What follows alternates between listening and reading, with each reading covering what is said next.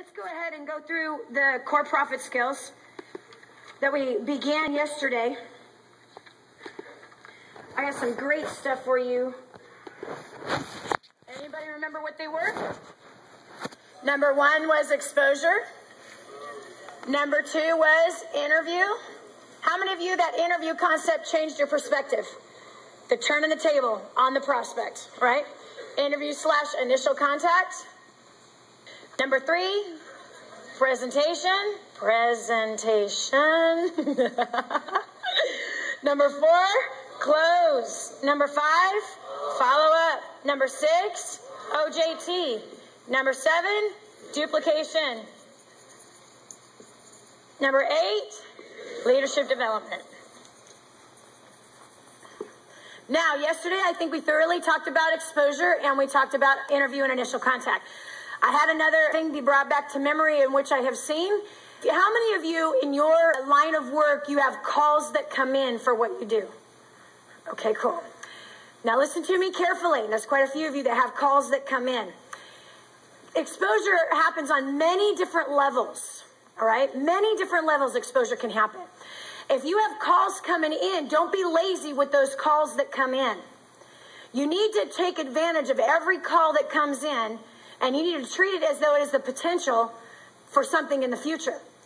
Let me give you a prime example that I've seen on a smaller scale. Let's say that you're trying to grow a clientele, and there's somebody that calls in to your shop, your retail store, your salon, whatever it is that you have, whatever kind of business you have. A call comes in about your services. And let's say that somebody else answers the phone and they ask you, are you available to take this appointment today at noon? Whatever you do not say no. Let's say your book is booked. You're not available. Do not tell the person that answered the call, no, I'm not. You say, hold on a minute, I will take that call. And why? Because let's say you are not available, but you can at least form that prospect that called in. You can build a relationship in 60 seconds with that prospect that just called in, and they make a connection with you, and they're willing to wait for you to fit them in. You had a fish on the hook. You shook it off. If you told the woman, let's say Brian answers the phone, Brian asks you, are you available? Because Sally wants an appointment. And you say, nope, I'm not available. And Sally's like a cold lead. You know, just fishing around trying to find somebody to do the service that she's looking for. You do the service. Brian answers the phone. And you say, nope, not available. Lost the fish. Lost the prospect. Now the prospect's going to do what? Go continue through the yellow pages and try to find somebody else to fulfill the service in which they're looking for. So whatever you do, you say, I will take that call. That's a hot lead right then and there. And if you get on the phone, whatever you do not say, nope, sorry, not available. Click. Ah! Exposure costs time and money. You need to take advantage of when it comes in. You have to write this down. Cultivate. Get out of the microwave poverty mentality of instant gratification. You've got to cultivate those relationships. You cannot just, oh, no, I'm not. That's it. My friends, you have to look at where other things can lead to. Is this making sense to any of you? You have to look at where other things lead to. So this person calling in, even if you aren't available at noon, but if you warmed this prospect up, you made a good connection with them, you formed that person, guess what? There's a chance. There's a great chance. Now look, what does this one person bring you? Does one person just bring you the one-time service? No. If you cultivate the relationship properly, what does it bring you? An entire clientele. Brings you an entire clientele. Never look at one person as a one-stop shop.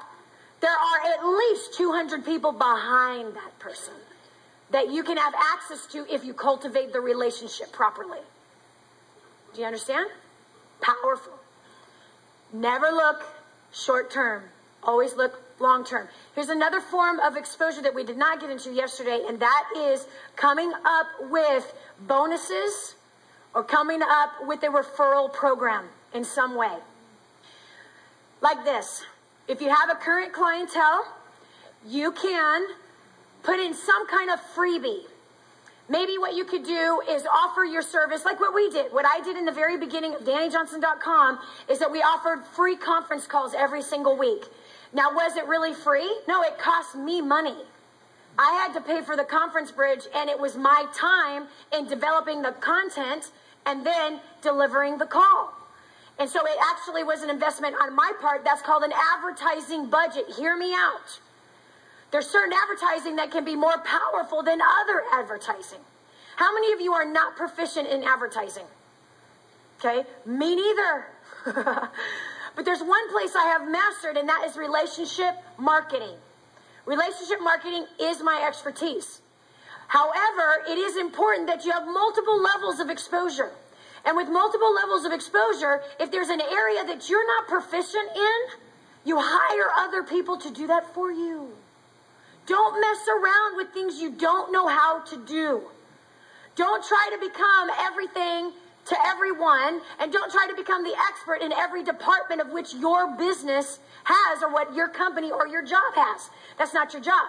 How many of you heard the term jack of all trades, master of none? Okay, no, you don't want to go in that direction. It's good for you to have some knowledge in those places, and you can utilize that knowledge only so that you can hire somebody else to do those things for you because you know how they should be done.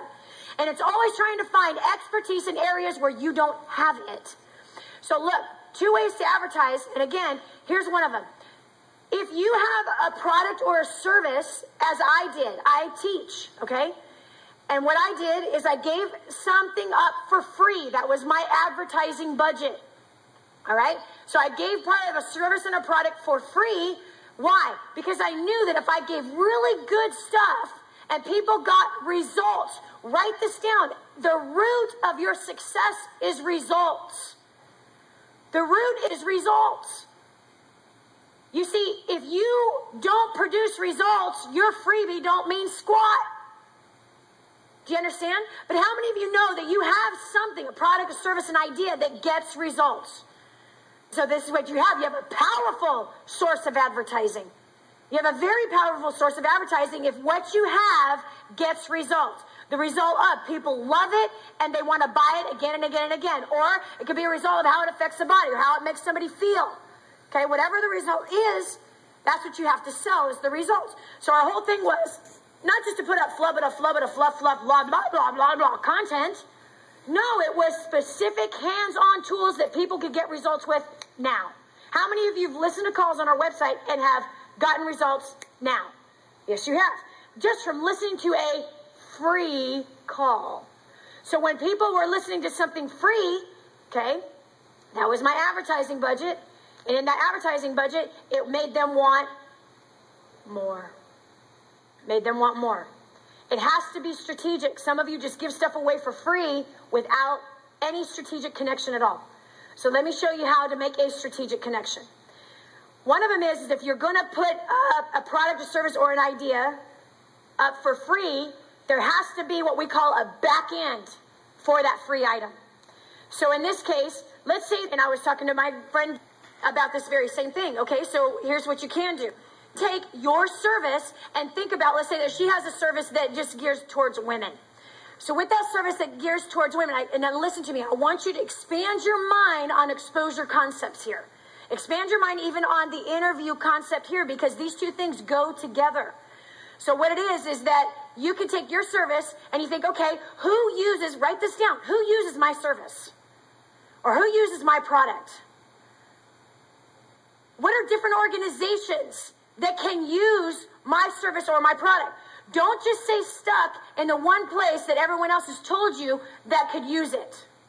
Think beyond that place. Do you understand? Think beyond it. Okay, here's an example. There's a man here, he makes unbelievable anointing oil. Unbelievable anointing oil. With cedar in some of them, and cinnamon, and frankincense, and myrrh. I mean, this stuff is so amazingly powerful. But it also can be used as a perfume. and it's doing a dual purpose.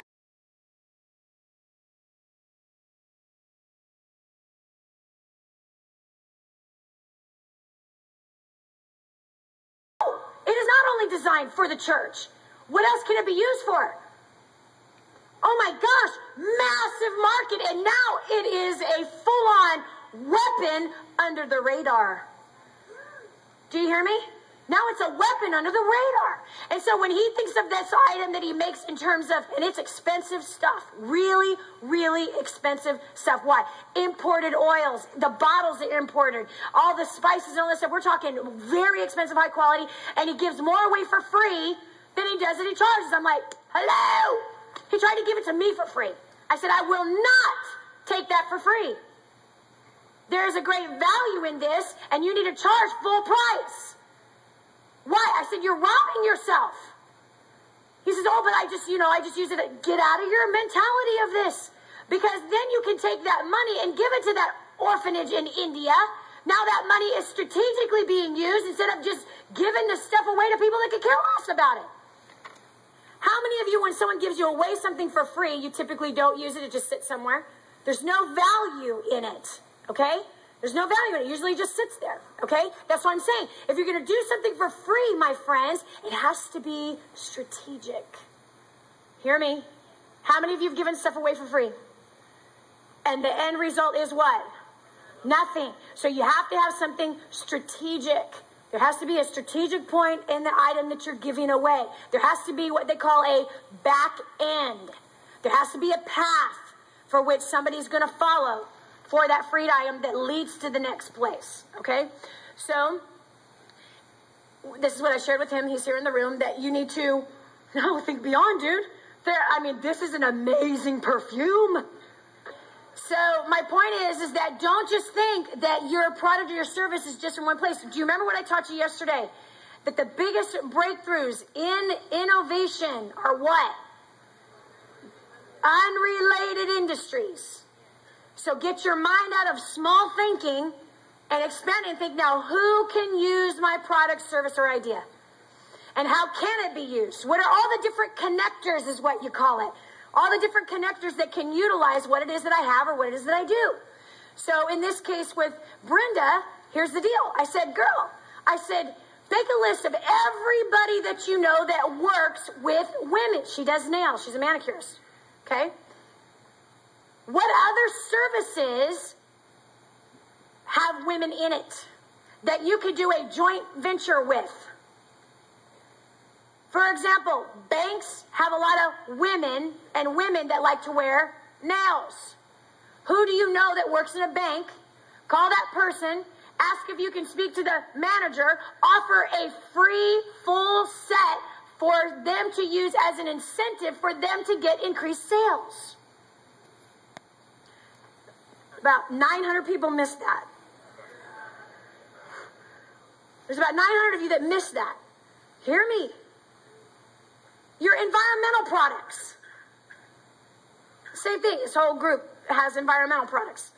Listen to me. Who could use your service? Now look, it's a win-win for Brenda and for the bank. Because management loves to do incentives. And if you're not doing incentives, you got your head in the wrong place. To do incentives to motivate their management team or motivate their sales team or whatever to get higher production. How many of you work in an organization where they run contests? That's what I'm talking about. That's called an incentive. Okay? So branch managers that know what they're doing run incentive programs, and they got a bunch of women in their branch.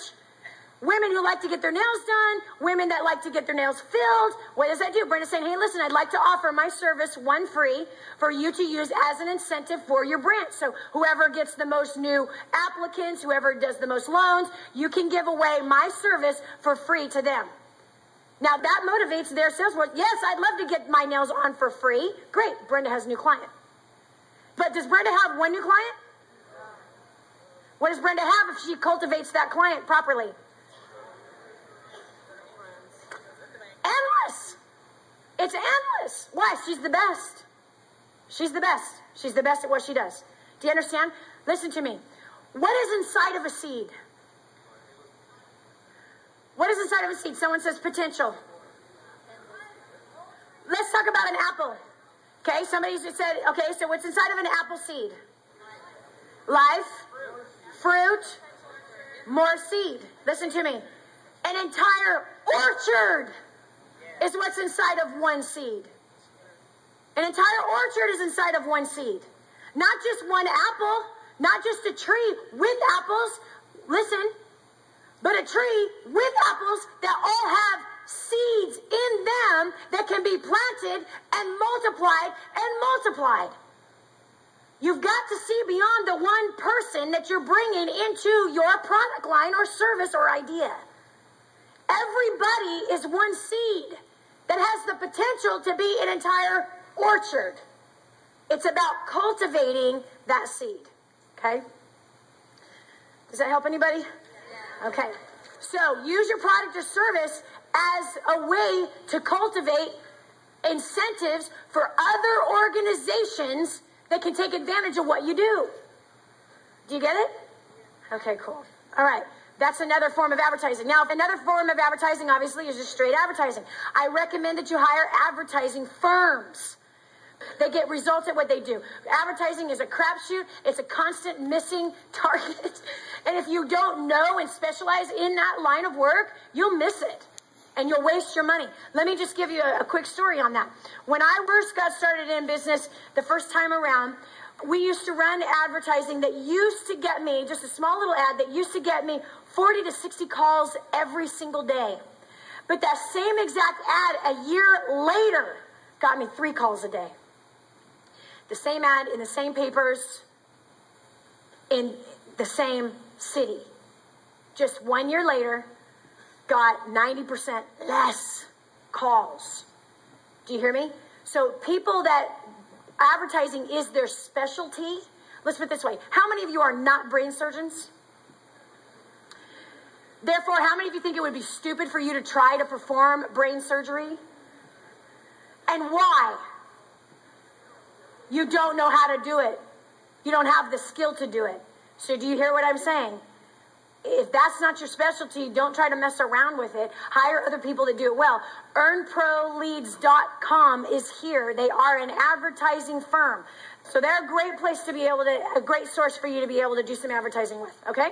All right, cool. So that was another little nugget that flew out of the sky for you. Number 3, presentations. Let's talk about presentations. Presentations are very simple. They're quite fun. Presentations can happen in a one-on-one situation. Presentations can happen in a group situation. Presentations can happen on the internet.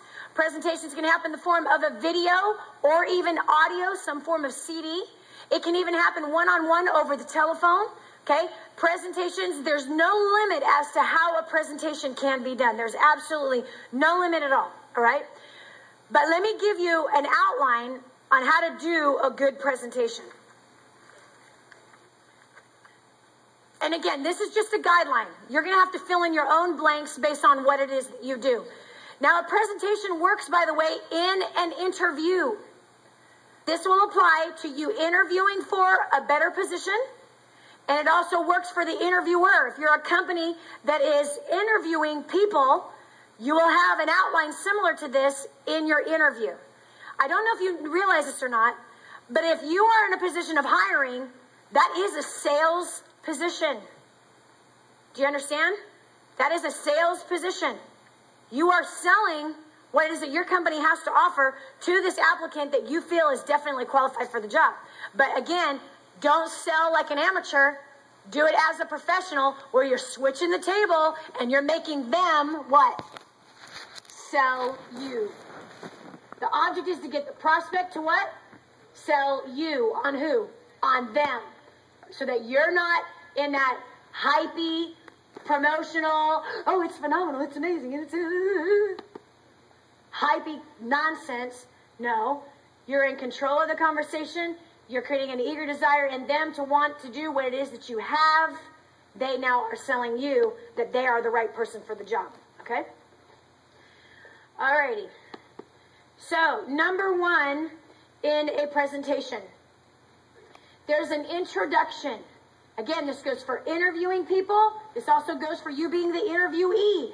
There's an introduction. This is going to give you a wonderful map to run on. Okay, really, really simple. You can check your presentations and go, okay, when you next interview that you go on, this is your guidelines. All right. Number one is